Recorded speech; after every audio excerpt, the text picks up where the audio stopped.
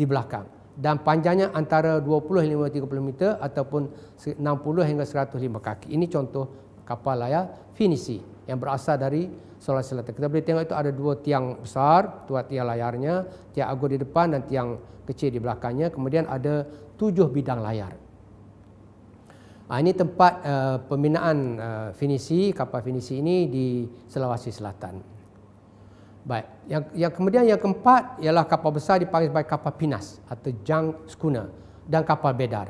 Di Malaysia, kapal layar yang berlayar di laut dalam dinamakan sebagai perahu besar yang panjangnya boleh memanjang 100 kaki, mengandungi dua jenis, iaitu satu ialah kapal bedar, satu lagi kapal pinas. Istilah pinas jelas berasal daripada nama Belanda iaitu pinas dan Perancis pinasi dan sebagainya, dan saiznya sederhana besar bertiang layar dua. Kapal jenis ini dikenal juga sebagai finis, iaitu ada kaitan dengan kapal finisi Bugis dari Sulawesi yang kita sebutkan tadi. Kapal-kapal itu dibina daripada kayu cengal yang keras dan berat. Kapal ini telah mengharungi lautan China Selatan dan perairan Nusantara sejak berabad-abad dahulu dan masih digunakan sebagai pembawa barangan sehinggalah tahun 1980-an.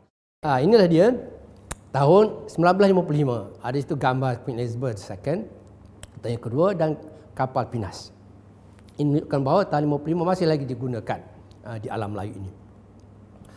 Kini di Semenanjung Malaysia, sebuah syarikat pembuatan kapal Melayu tradisional di Pulau Duyung, Terengganu milik Hasni bin Cik Ali, warisan daripada bapanya, masih lagi meneruskan tradisi pembinaan kapal secara turun-temurun dengan kaedah tradisional. Dua kapal besar telah siap dibina oleh syarikat ini untuk seorang Jerman yang bernama Christoph Swoboda. Iaitu pada tahun 1981 sebuah kapal dibina sebagai kapal bedar kelas bedar, satu lagi pada tahun 2008 daripada kelas kapal pinas. Kapal pinas mempunyai dua batang tiang layar. Satu di tengah iaitu tiang agungnya dipanggil topan, dan satu lagi tiang lagi di bahagian haluan condong ke hadapan sedikit, iaitu di depannya. Dan kedua-dua tiang itu menggantung dua bidang layar jenis jong atau junk sail, iaitu diperbuat daripada bahan tikar dengan 5 batang buluh sebagai tulang daun layar yang membentuk 6 panel layar. Terdapat satu jongor atau bowsprit depannya yang panjang menjolor ke hadapan haluan untuk mengikat layar cucur atau jig. Pemanduan pinas adalah melalui satu kemudi disambung secara sistem blok takal, iaitu pulley dock system, kepada roda steering yang terletak di kokpit di buritan kapal. Inilah kapal bedar. Jadi saya sebut tadi ada dua jenis kapal besar, satu kapal bedar, satu kapal finisi. Ini kapal bedar. Yang nama ialah Naga Pelangi, milik Christoph Swoboda, berlayar di pantai Terengganu selepas mengelilingi dunia pada tahun 1998. Kita tengok dia punya kapalnya, layar, tiang layar ada dua, tengah dan di belakangnya, dan ada layar di depan dipanggil jig itu ya. Ini satu lagi ialah Naga Pelangi yang nombor 2, jenis pinas. Junk schooner, siap dibina 2008, juga milik Christoph Swoboda, orang kaya, milioner daripada Jerman. Kapal pinas 2 berharga 2 juta ringgit Malaysia, RM 2 juta. Pemilik ialah Christoph Swoboda, 57 tahun, warga Jerman. Pembina ialah Hasni Cik Ali dari Pulau Duyung, Kuala Terengganu. Dimulakan pembinaan pada 2004, siap 2010. Pembinaan tidak menggunakan paku tetapi sejenis cemat kayu, itu dowel, yang menghubungkan antara papan, badan kapal dan juga kerangkanya. Jadi dia tak guna paku, dia guna dowel. Dowel itulah satu jenis kayu yang dipahat halus-halus dan dicocok ke atas bibir papan itu, maka papan itu akan disusun satu demi satu sehingga menjadi tubuh perahu itu ya. Pembinaan kapal ini adalah secara tradisional, iaitu bermula dengan badan luar dulu, iaitu hull, iaitu papannya disambung satu demi satu dari bawah ke atas dengan menggunakan cemat atau penetap tadi atau dowel tadi dan gam pokok. Kemudian barulah rangka dibina dari dalam kapal itu ya. Ini dia punya contoh ya. Ini proses pembinaan kapal Naga Pelangi, gambar daripada Christoph Swoboda ya. Kerja-kerja awal membentuk badan luar, itu hull. Jadi letak satu demi satu dia punya papan tadi. Dan boleh tengok dia punya dowel ataupun dia punya cemat itu ya, yang merupakan macam penis paku ya, tapi daripada kayu. Inilah contoh pembinaan badan ataupun tubuh kapal itu ya. Ini membina rangka kapal dari dalam tubuh kapal. Ini rangka kapal siap dibina. Ini secara tradisional. Ini ialah di atas deck ke kabin utama. Ini ialah ruang main state atau tempat yang utamanya. Kemudian ini cockpit, kita boleh tengok dia punya roda steeringnya. Dan kabin utama tempat kaptennya, boleh tengok situ ya. Dan ini ialah quarters crew ataupun kelasi-kelasi kapal. Okey, itulah dia kapal besar. Kelas kapal besar yang terdiri daripada jong, finisi dan juga pinas tadi dan juga bedar.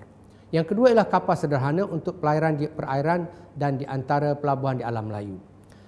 Seperti yang sebutkan tadi, iaitu Padiwakang daripada Bugis, Nade Sumatera, Lancang Sumatera, Penjajap seni perahu lancang berbentuk panjang dan Patroni Bugis dan juga lain-lain lagi lah ya.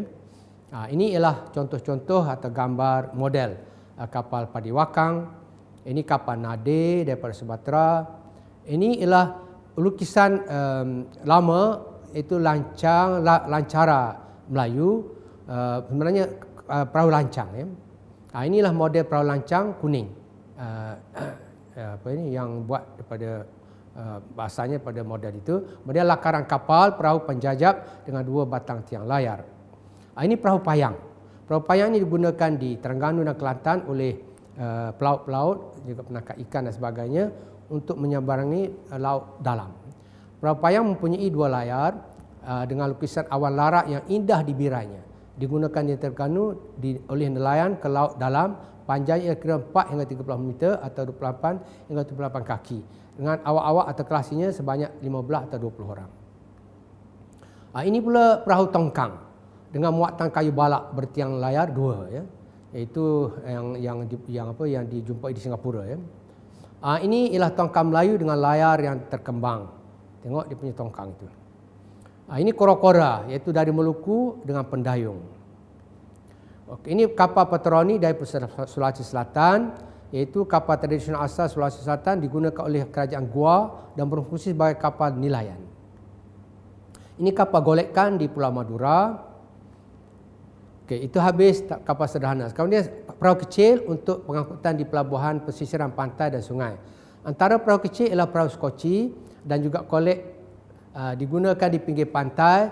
Jalur diperbuat daripada batang pokok yang ditarah dan diukir menjadi bentuk perahu ataupun daripada kulit perahu, balok kecil juga, kajangan, kakap dan sebagainya. Ini ialah contoh perahu skoci atau kolek yang digunakan oleh nelayan di pesisir pantai untuk menjala ikan, mencadak soton dan lain-lain.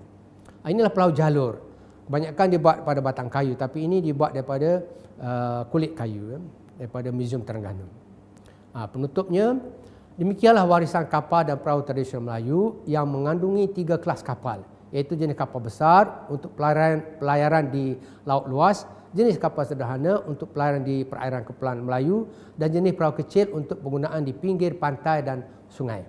Juga jenis kapal besar, 2 jenis kapal besar telah lenyap di telan zaman, iaitu kapal jong besar dan kapal gali. Tak ada lagi kelihatan di perairan Kepulauan Melayu sekarang ini.